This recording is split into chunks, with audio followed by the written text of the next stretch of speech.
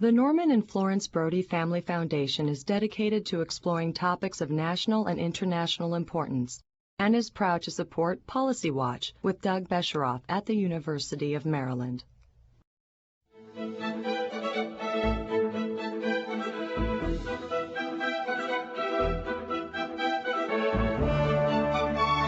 From the University of Maryland, this is Policy Watch with Doug Besheroff.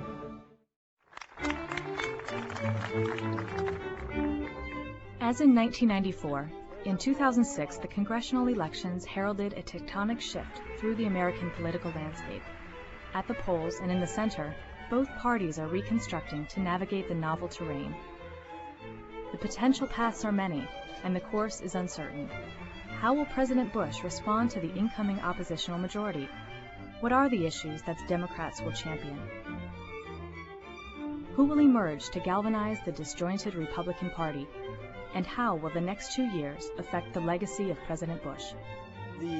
Continuing our discussion with columnist and eminent political scholar E.J. Dionne, Policy Watch examines the past to consider the future, tracing the parallels between the 1994 and 2006 elections while charting the course of the new Congress.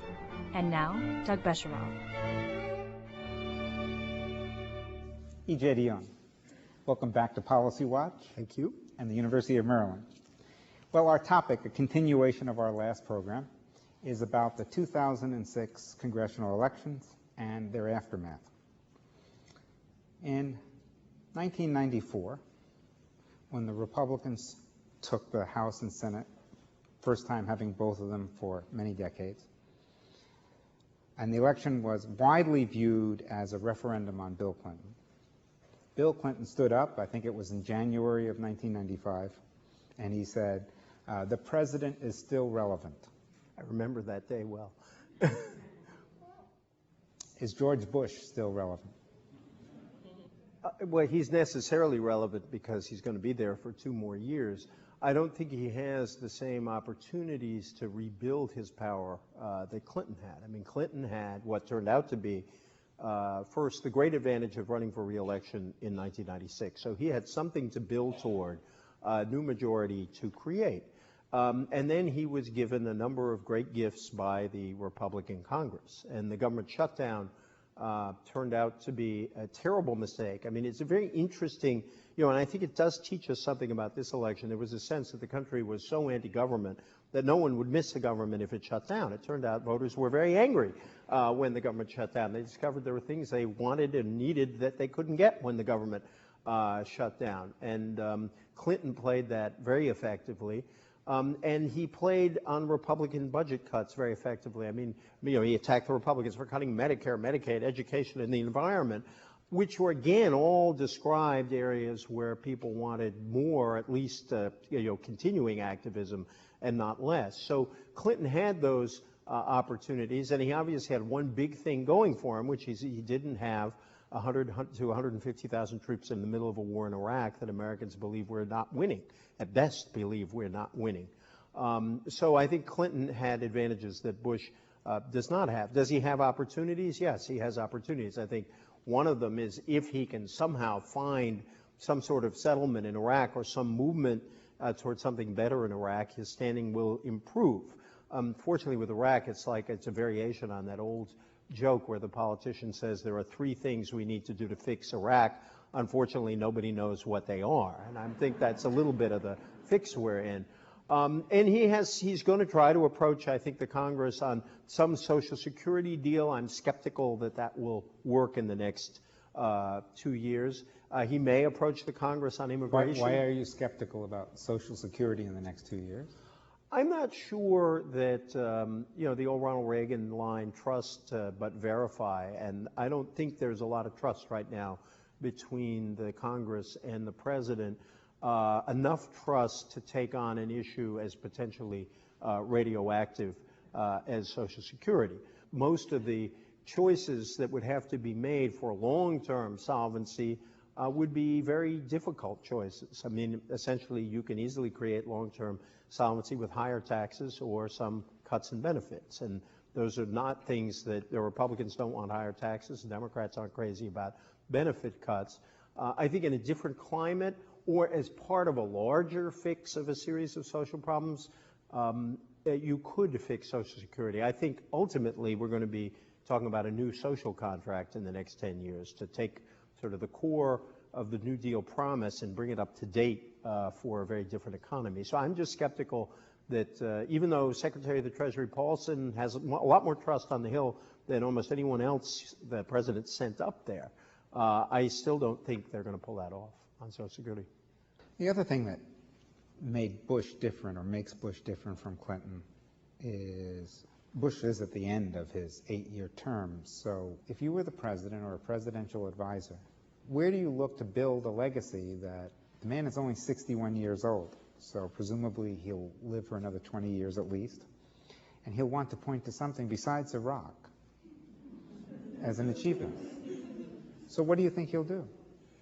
You know, I was struck that Condoleezza Rice went to Israel and to the Palestinian territories. And I was thinking about Jimmy Carter when she did that, where whatever one says about Jimmy Carter, and he lost big to Ronald Reagan, and we had the hostage mess, and we had high inflation and high interest rates. But he did achieve that peace between Egypt and Israel, which still stands. It's a very enduring agreement. I think it's sort of underrated as a diplomatic achievement. And when I saw Rice, Condoleezza Rice in the Middle East, I was wondering, is Bush going to try his hand at that? Is it possible? Bush does have something going for him there, which is very strong trust on the Israeli side. And so I think he could, in a similar way, actually, Bill Clinton had very strong trust on the Israeli side when Barack was the prime minister. So he might have some capacity to move that. Now, I am only describing for poor President Bush about the hardest problem anyone has confronted in the last 50 years. But I do think there may be an opening for him there. And I have this Condoleezza Rice, Secretary of State, was talking so positively that you wondered, are his eyes turning in the same direction as Jimmy Carter's did? It's interesting because, of course, that would take him away from the Democratic Congress and give him a free hand on some of this. Right. What now for the Democrats? If one were a wag, one would say the only thing they're going to do between the election of 06 and the next election in 08 is protect the 20 or 25 members who were elected from what would traditionally have been a Republican seat. And that's going to be their sole objective, protecting their new majorities. Is that what they do? Well, I think there are going to be a lot of people who worry about that, and they should worry about that. But I don't think you can spend all your time doing that and look effective enough to the electorate that there are only so many bridges you can build in 20 districts. And we learned in this last election that even when you do build a lot of bridges and roads, you still can lose your seat when the country votes on national issues. I think the day of seeing as congressional elections as primarily local is over, at least until we get to a point where there's mass contentment, which I'm not sure we're going to see for a while in the country. I think Nancy Pelosi has a harder job in 2006 than Newt Gingrich had in 1994, because when Newt Gingrich got elected in 1994, everybody in the Republican Party saw him as the architect of the victory, if I can borrow President Bush's word about Karl Rove. And he really was. And Newt Gingrich believed in the possibility of a Republican Congress when most Republicans in Congress didn't believe in the possibility of a Republican Congress. So he was able to centralize authority in a way that Nancy Pelosi can't do. She can't do it for two reasons. One is she's promised not to, because we saw the cost of that centralization of authority at the end of the 12 years when Congress was such a closed place where you couldn't get fair votes on minority proposals, where you couldn't get anything out of committee if you weren't part of the majority, as Speaker Hastert called it, that is the majority of the Republican Party.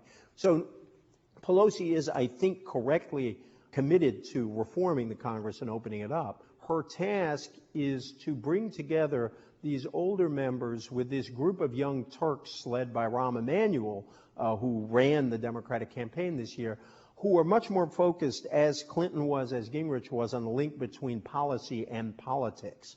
And these committee chairs have to be aware simultaneously of their old legislative sides, and they're really smart on these things, but also of the new realities in politics where the country is not going to be looking at Clause 6, subsection 4. They're going to be looking at a more general sense of what kind of problems are they solving. And so Pelosi's got to hold this whole thing together. And so I think it's a real challenge. I think it's doable, but I think it's a real challenge. Is that a polite way of saying there are some loose cannons who have just been made committee chairs? There are some independent-minded people. It did not help that within a week of the election, Charlie Rangel from New York was calling for the draft. I mean, they knocked that down within a day, I think. It's true, although I must say maybe I'm the only person in America other than Charlie Rangel's mom who defends Charlie Rangel on this. You know, I've always, Charlie Rangel wrote an op-ed piece about 3 years ago in the New York Times making this case for the draft. And it seems to me he did something very important, which he was asking the question, since 9/11, have the burdens of this war on terror been fairly apportioned across the country? And the answer is no. That the people who have borne the burden are the people in our armed services, who are disproportionately from rural America. A lot of them are Southerners, a lot of African Americans, but also a lot of white and Latino Americans. But we put a huge burden on this very small group to fight this war. The Democrats have promised to reimpose the pay-as-you-go rules. We'll see if that happens. But they promised that. And for our listeners, what that means is any new spending has to be balanced by either revenue enhancer taxes or a cut. The Republican Congress took that control out a few years ago, and that's one of the ways they were able to increase spending the way they did. If the Democrats reimpose pay-as-you-go, this could be a very different 2 years, couldn't it? Right, no, I think that's true. But if they impose pay-as-you-go on both military and domestic spending, then I think you really will force a choice that should have happened a long time ago. I mean, we have been fighting a war off budget. We were fighting a war and we cut taxes. That never happened before in our history. And the pay-go issue, by the way, and these budget issues, at least on my traveling around the country this fall, is very popular. There are a lot of very progressive Democrats who are also running as balanced budget Democrats, even some of whom bringing back the old amendment to the Constitution to require a balanced budget. And so, yes, it'll be very difficult. I think you're not going to get a comprehensive budget agreement until Republicans are willing to sit down and say, we're not going to solve this problem without some tax increases, which will be called revenue enhancers or whatever it's got to be called. Because, you know, the only way to have a fair budget deal is for each side to give something.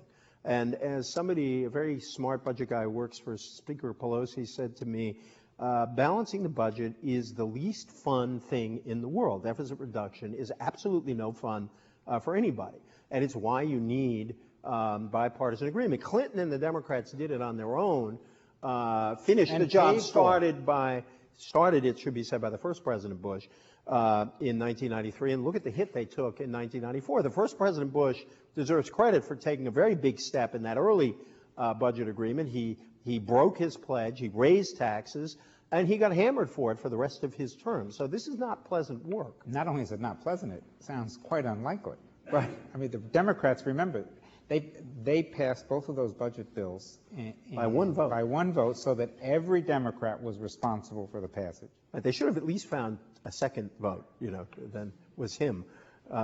Exactly. Yeah. So it doesn't seem that likely to me that they can do that much on budget type. Not in the next 2 years. I think they can sort of force some choices, though. And I also think they can prevent damage to certain programs. I think, for example, that the Republicans were looking to make some pretty radical changes in Medicaid and some pretty severe cuts. And I don't think those cuts will come down in anything like the way they would if the Republicans had maintained control. Well, you can see some of the Democratic strategy developing already, which is they'll do the easy things that Republicans have to vote for early on. They'll do a minimum wage. They'll do a, quote, a modest minimum wage that'll go sailing through both houses of Congress. The president will sign it. And then they'll come back with something else a few months later, a bigger something or other. Don't you think they'll do a number of things to show a record of accomplishment? and then create some big issues to fight 2008 about. No, I think that's exactly right. And I think you can use small issues to lay the basis for bigger issues. They will debate and try to pass changes to the prescription drug benefit to open up the issue of negotiating drug prices with the drug companies. They won't have which does not have a budget cost. Indeed, those who defend it would say it has a budget savings. Right, right. They will also make some changes in the student loan programs to lower interest rates for students, which might have more of a cost on the banks than on the federal government. So there are a number of things, a number of these things that they can do. I mean, on their sort of list of 6, items, they said they would pass within the first 100 hours. And I was trying to think of how they would sort of count hours for this. It would be like dog years somehow, I think. But then the Republicans will come back the next time with the first 100-minute plan. What do you think happens with immigration? I think that's also very hard. I mean, the standard line from optimists who want to pass something is that, well, you've got a lot more people in the Congress who supported something like the immigration bill that passed the last time, the McCain-Kennedy proposal that President Bush is sympathetic to, so why shouldn't you see it pass? 2 problems. One, the Democrats, I think, are less united than they look on this, and they also know that there is a Republican Party lying in wait, especially in districts where it would be effective, to go after any Democrat who votes for something seen as more open borders or being soft on immigration. I think if there is going to be an immigration law, this is something President Bush will have to invest a lot of capital in. Because my hunch is that the Democrats are going to say to him, we do not want to be in a position of passing your immigration bill when most of your party votes against it and then uses it against us demagogically, as Democrats would see it in the next election. And so I think if the president really were willing to put some work in with his own party to develop a proposal that he could get a significant number of Republican votes. Let me get this right. This is the party that thinks he lost the Congress for them. This is the so they're not going to do him any favors. They're not going to do him any favors. No, but there are Republicans who do believe in a balance between patrolling the borders and doing something about millions of illegal immigrants who are going to be here whether we pass immigration reform or not. How does George Bush nominate federal judges that are reasonably attractive to his base and yet can get out of the Senate Judiciary Committee? Bush has nominated a lot of judges, and Democrats have voted for a lot of judges. I mean, the number of judges the Democrats have tried to stop is actually quite small when you take them as a percentage of the whole. They've stopped very few district court judges, but they haven't even stopped that many at the circuit court level. And so he did, he said a few days after he said he was going to be bipartisan, he threw up back to the Hill, I think it was a group of 6, I could be wrong about the number, but it was around that size, judges who Democrats had already said they don't want to approve. And you wonder what was that about, because now they won't even get out of committee. You wrote this book, Stand Up, Fight Back. I want to read the whole title here. Republican Toughs, Democratic Wimps, and the Politics of Revenge. So, I warned you ahead of time. If you were writing a book like this for the Republicans, what's the title? Well, I was saying the title of a book I've been thinking about is called The End of the Right. I would sort of repair to an old Richard Nixon quote where he said, the center must lead. And I think the Republicans really need to get off this polarizing politics. I think, as we said in an earlier discussion, I really think this election is the end of a particular line. I don't think that politics works anymore. I mean, the gay marriage issue, yes, there are a bunch of state constitutional amendments to ban gay marriage, but for the first time, one of them actually lost in Arizona. That gay marriage and the social issues, I just don't think those are decisive. Even white evangelical voters in this election moved some away from the Republicans. Now, some of that was probably the Mark Foley business, but I think it was on more general things. I mean, white evangelicals are not a monolithic group. They too care about solving problems. You know, Stop Being So Mean would be another title. But that would be too polemical, you know. But it might sell to the Daily Kos readers. The Republicans in this last election, right, the ones left standing, right, are strongly associated with their right, and the social conservatives and the religious conservatives. It's hard to see them saying, oh, EJ is right, we shouldn't be so right, let's open this tent up. They'd rather be right. They'd rather be right than elected, or whatever Barry Goldwater said. I think there is a lot of ferment going on the broadly social conservative side. In other words, there are people who run organizations, socially conservative organizations, who raise a lot of money through the mail, who have a great interest in this polarization.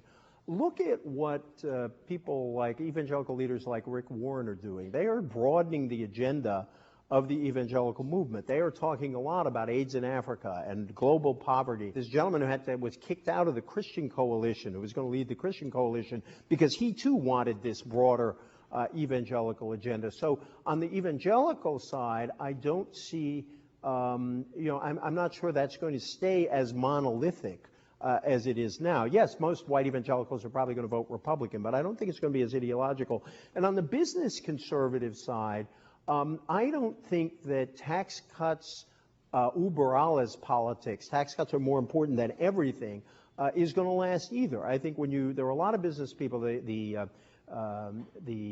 Committee for Economic Development, one of the more progressive business groups, is talking a lot about doing more on education and more on healthcare to solve some of these problems. So that I think that the very things we have looked at in the past as the base of a right-wing kind of politics are themselves in the process of changing. The Republican Party will probably be shaped by its next presidential candidate, or at least the public side of the Republican Party. So that's going to be a key issue. What the nominating fight is like, who gets nominated, and what the election campaign looks like. On that note, it's time to turn to our audience for questions. Let me remind you that if you want to send us your comments or questions yourselves, you can reach us at PolicyWatch at UMD for University of Maryland .edu. That's PolicyWatch at University of Maryland.edu. I want to speak to you about the Israeli-Palestine. And you said that Bush may have a chance to build his name with going there and making a settlement. However, just with Condoleezza Rice going, and she talked one day with the Israelis, and the next day she went over to Abbas, but there's no speaking with the Hamas. You think Bush would ever speak to the Hamas to try and settle this? This is the elected government there. Well, Hamas is elected, but so is Abbas. And Abbas is clearly engaged in a struggle with Hamas.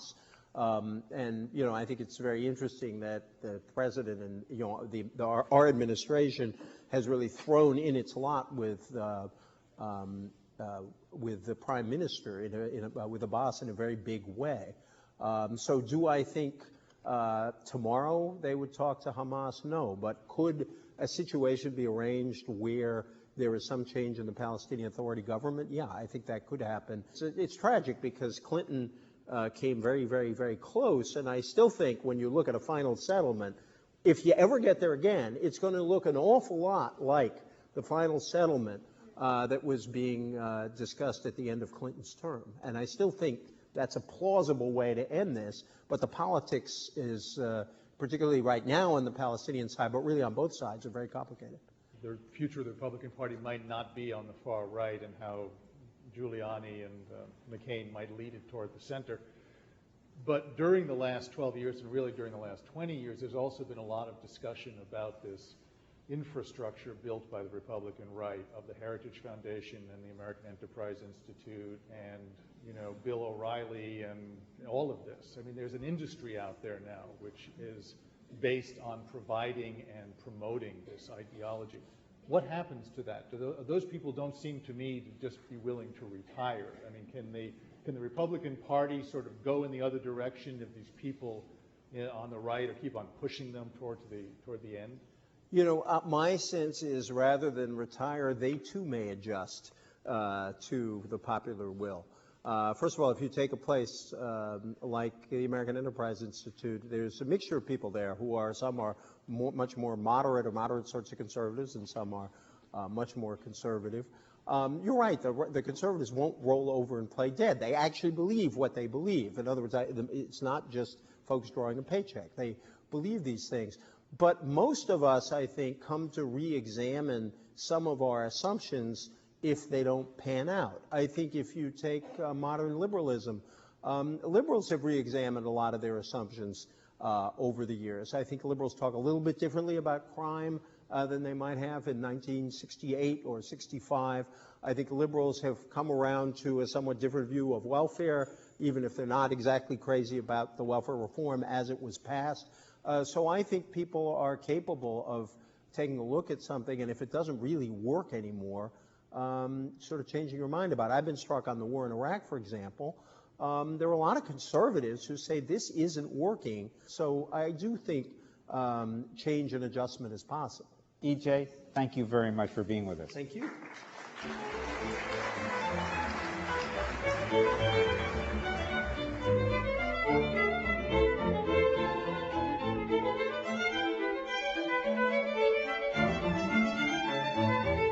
This program was produced by the University of Maryland, which is solely responsible for its content.